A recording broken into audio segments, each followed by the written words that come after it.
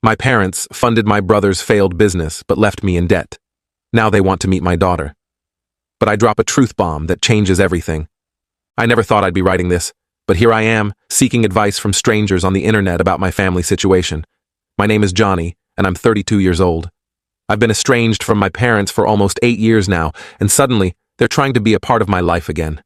I'm not sure how to handle this, and I could really use some outside perspective. To understand my situation, you need to know about my childhood. I grew up in a small town in Ohio, the older of 2 boys. My younger brother, Bobby, 30 was born when I was just 2 years old. From the beginning, it was clear that Bobby was the golden child. He was outgoing, athletic, and charming, everything I wasn't. I was more introverted and focused on academics. Our parents, especially our dad, always seemed more interested in Bobby's activities than in mine. Dad was a former high school football star who never quite got over his glory days. When Bobby showed an interest in sports, Dad was over the moon.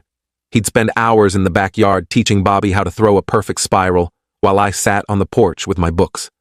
Mom wasn't as blatant about her favoritism, but it was still there. She'd gush over Bobby's finger paintings and put them on the fridge, while my report cards with straight A's were met with a simple, "Good job, Johnny." I remember one particularly painful incident when I was 10. I had won the school science fair with a project on renewable energy. I was so excited to show my parents, but when I got home, they were too busy celebrating Bobby making the junior football team to even look at my blue ribbon. As we got older, the favoritism became even more apparent. In high school, I threw myself into my studies, joining the debate team and the math club. I was determined to get into a good college and become a doctor. Bobby, on the other hand, coasted by on his charm and athletic ability. He was the star quarterback, dating cheerleaders and going to parties every weekend.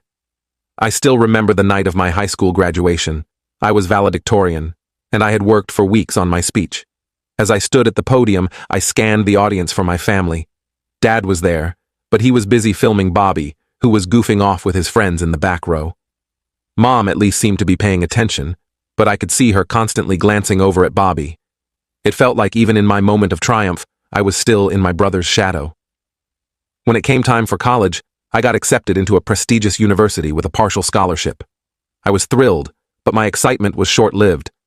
My parents sat me down and told me they couldn't afford to help me with tuition.